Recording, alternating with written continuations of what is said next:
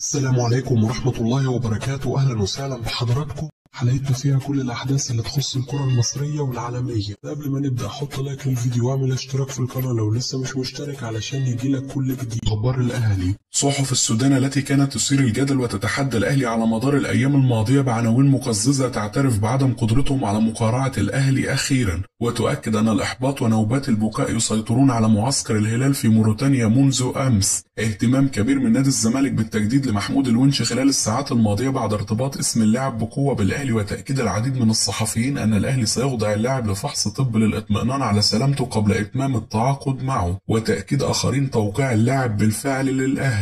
تحذيرات كبيرة لممدوح عيد المدير التنفيذي النادي بيراميدز من التأخر في حسم ملف التجديد لمحمد الشيبي أكثر من ذلك في ظل ما يصار عن عرض اللاعب نفسه على الأهلي عن طريق وكيل لاعبين مغربي. الأهلي يرحب بفكرة خروج عمر الساعي للإعارة في الموسم الجديد وينتظر وصول عروض جيدة للاعب من أندية الدوري. أحمد شوبير ينفي كل ما يصار حول وجود مفاوضات جادة بين الأهلي وحسام عبد المجيد في الوقت الحالي، ويؤكد أن اللاعب باقي في عقده موسم ونصف مع نادي الزمالك ولا يمكن للأهلي أن يتحدث معه في الوقت الحالي. اجتماع هام بين محمد رمضان المدير الرياضي للأهلي والكابتن محمود الخطيب ولجنة التخطيط بالنادي خلال الأيام القادمة لحسم ملف عودة عبد القادر وديانج وتحديد موقف النادي النهائي من يحيى عطية الله في ظل مستواه الغير مقنع حتى الآن، وكذلك ملف الصفقات الصيفية. الأهلي يستعد لإجراء محاولة جديدة وجولة مفاوضات أخرى مع مصطفى محمد ومحمد عبد المنعم وأنديتهم الفرنسية على أمل أن ينجح في التوصل لحلول معهم لاستعارة الثنائي لمدة موسم من أجل دعم الفريق بقوة في المونديال، وذلك في ظل التمسك الكبير من كولر ومحمد رمضان بضم الثنائي. حسين لبيب رئيس نادي الزمالك يحاول عقد جلسة مع وزير الرياضة أشرف صبحي هو وبعض أعضاء مجلس الإدارة للتقدم باستقالة جماعية في ظل الانتقادات العارمة التي يتعرضون لها بعد ألم الخطيب الجديد وتعاقده مع زيزو من قلب نادي الزمالك، والوزير يتحفظ على هروبهم من المسؤولية. وبعض أعضاء الجمعية العمومية بالنادي يتهمون لبيب بإهدار المال العام. مرتضى منصور يدافع عن زيزو ويؤكد أنه طبيعي أن يقرر الرحيل بعد ما شاف المرار من المجلس الحالي وممدوح عباس الذين تعدوا على والده،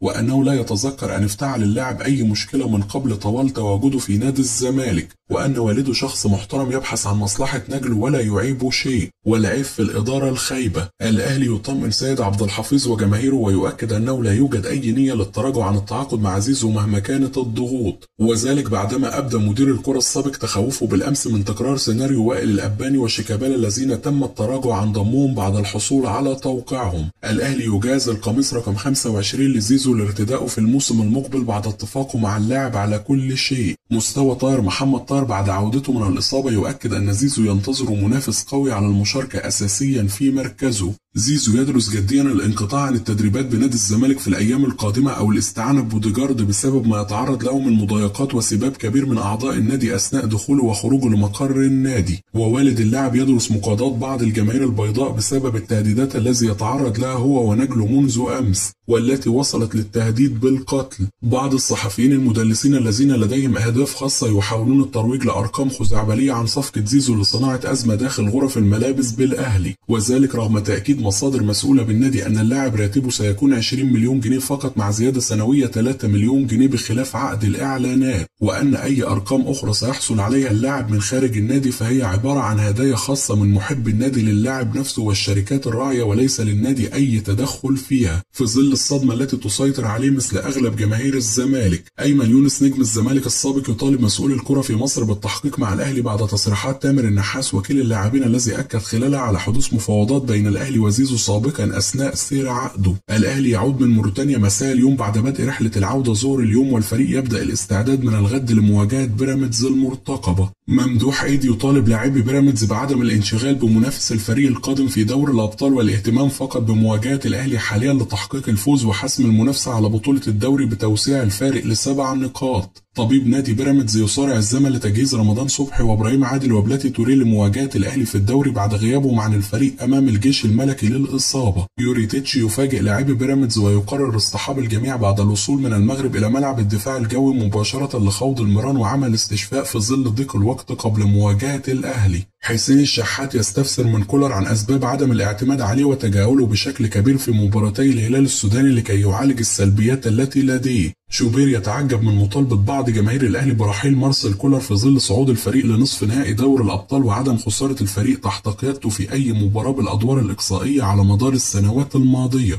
رغم دعم شوبير للمدير الفني السويسري ضد الانتقادات. مصدر بالأهلي يؤكد أن شركة الكرة بالنادي بالفعل تفاوض مدرب أوروبي كبير في الوقت الحالي لتولي الإدارة الفنية للفريق في الفترة القادمة حال رحيل مارسيل كولر سواء قبل المونديال أو بعد البطولة. كهربا يشيد بمستوى الشناوي الرائع أمام الهلال السوداني على ستوري الانستجرام، وإمام عاشور وربيعة يسخرون من أنباء حدوث مشادة بينهم بنشر صورة معا. محمد صلاح عبد الفتاح الخبير التحكيمي يرد على ادعاءات المظلومية من البعض ويؤكد أن الهلال السوداني لا يستحق أي ركلات جزاء أمام الأهلي بالأمس في كرة أكرم توفيق، خصوصا أن قانون اللعبة ينص على أن اللاعب يستمر في حال اصطدام الكرة بيد اللاعب عندما يكون زميله هو من شتت الكرة. انتقادات عارمة في تونس لمستوى الترجي التونسي في مواجهتي الذهاب والإياب أمام صن داونز الذي نجح في خطف بطاقة العبور منهم لمقارعة الأهلي في نصف النهائي. محمود شوقي الناقد الرياضي يؤكد أن زيزو ووالده وجدوا تقدير كبير جدا من الكابتن محمود الخطيب في المكالمة التي جمعتهم به ودعاهم فيها لزيارته لمنزله، وهو الأمر الذي سهل توقيع اللاعب للأهلي على جميع العقود. ويؤكد أن السبب في وصول علاقة زيزو بالزمالك لهذا الحد هو ميدو وممدوح حباس الذين فشلوا في التعامل بشكل جيد مع اللاعب ووالده.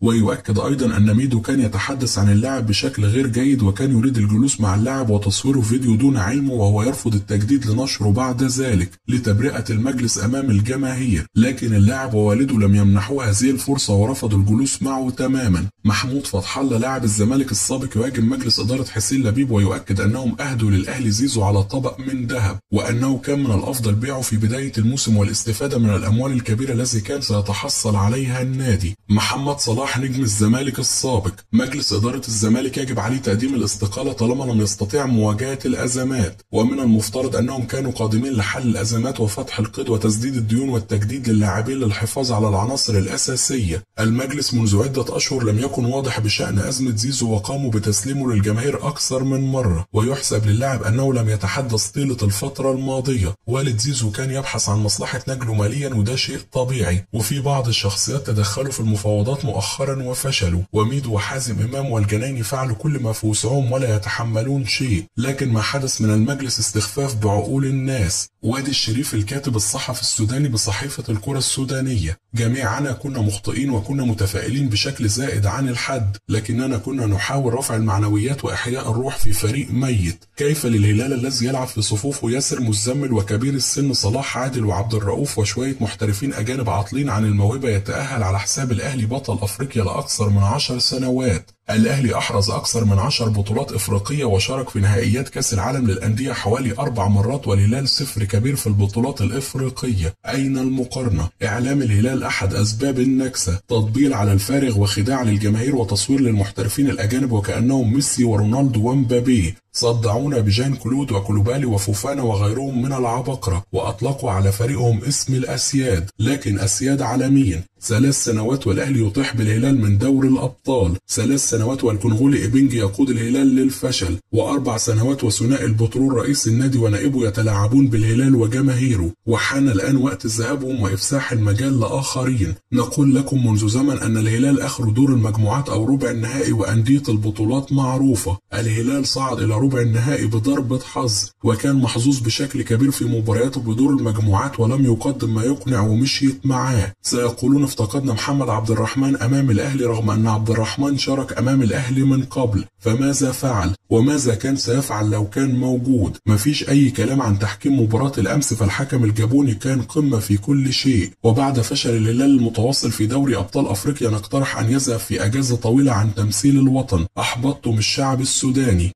كده تكون انتهت أخبارنا، نشوفكم على خير في حلقة جديدة.